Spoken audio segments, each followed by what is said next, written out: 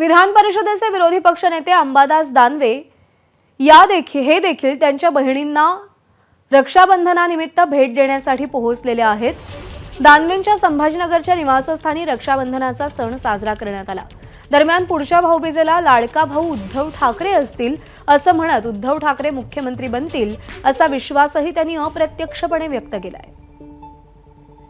आज रक्षाबंधन विधान परिषदेचे विरोधी पक्षनेते अंबादास दानवे यांच्या घरी त्यांच्या 4 बहिणींनी येऊन त्यांचं औक्षण केलेलं आहे, ओवाळणी केली आहे. खरं तर महाराष्ट्राच्या राजकारणातले भाऊ बहिणीला सध्या भरभरून या ठिकाणी देत आहेत. दानवेंनी त्यांच्या बहिणींना नेमकं काय दिलं आहे आणि त्यांच्या काय अपेक्षा आहेत हे आपण त्यांच्याकडनं जाणून घेणार आहोत. राजकारणी प्रसन्न आहेत महाराष्ट्रातल्या लाडक्या बहिणींवर. तुम्ही आज आपल्या बहिणींना काय दिलं आहे? वाटतं काही देण्यापेक्षा प्रेम देणं सगळ्यात महत्त्वाचं मला असं वाटतं. कारण जी बहीण किंवा जी भाऊ एकमेकाकडून काही अपेक्षा ठेवतच नसते. अपेक्षा ठेवत नसते म्हणजे एकमेकाचं सुख एकमेकाचं समाधानातच त्यांचं सगळं काही मिळत असतं आणि वाटतं तेच नातं आमचं आहे. त्यामुळं बाहेर जगात जे काही चालू असेल लाडकी बहीण वगैरे असं लाडकी म्हणून लाडकी होत नसते बहीण. वाटतं त्याला एक आंतरिक प्रेम, आंतरिक ऊर्जा, आंतरिक आपलेपणा तो लागत असतो. वाटतं तो आमच्यामध्ये आहे. काय दिलंय लाडक्या भावाने तुम्हाला? तुमचा भाऊ श्रीमंत आहे का गरीब आहे? श्रीमंत आहे मनाने, तसे पण श्रीमंत आहे, मनाने पण श्रीमंत आहे खूप. बरं, मग काय दिलंय तुम्हाला आज भावाने?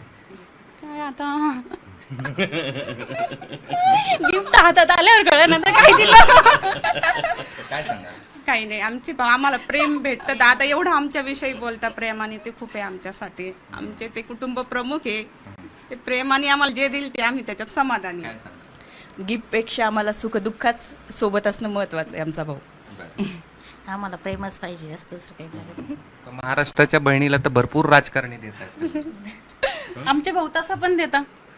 ते तर आता झालं लाडकी बहीण, पण आम्ही तर आता वर्ष म्हणजे समजा मी आता मला कळतं समजा 38 वर्षाची झाली असेल मी, तर भाऊ सगळेच लाड करते. म्हणजे आठ होतच नाही असं काही का मागितलं समजा तर ते मागायच्या आधीच देतात.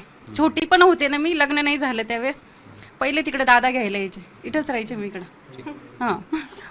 महाराष्ट्राच्या राजकारणात बहीण भावांचं नातं सध्या खूप महत्त्वाचं झालंय. कारण की ओवाळणी म्हणून महाराष्ट्र शासनाने लाडक्या महाराष्ट्रातल्या बहिणींना भरपूरून दिलंय.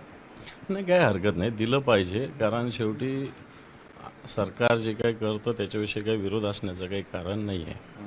परंतु फक्त त्याच्यात स्वार्थ हेतून जर बहिणीला मदत करत असेल तर ती, मला असं वाटत नाही ती बहीण लाडकी असते किंवा ती सुद्धा स्वीकारते.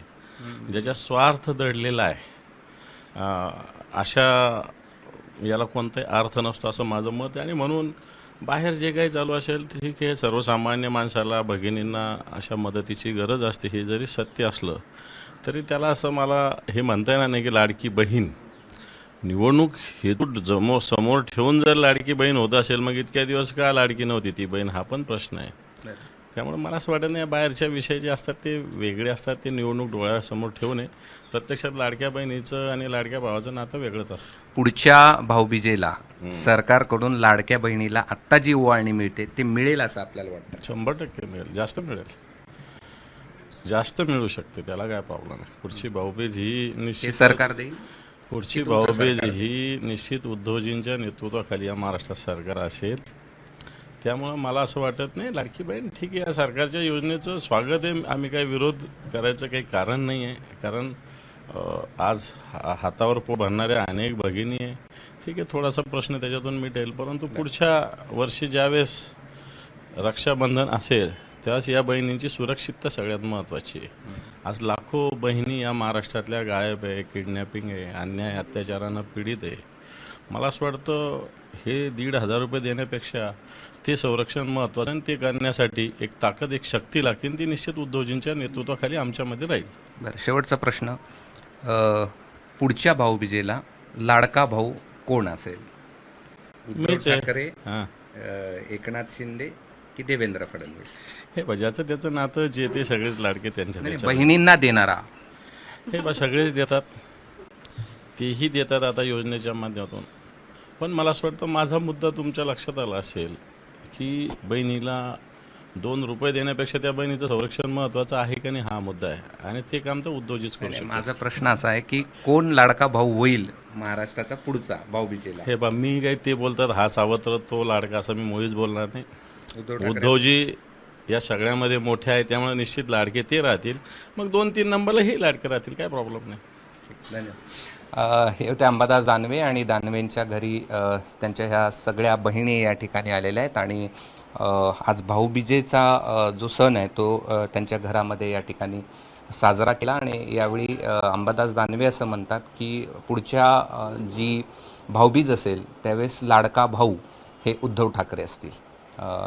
कॅमेरामन धनंजय दारुंटेसह मी कृष्णा केंडे, ABP माझा, छत्रपती संभाजीनगर.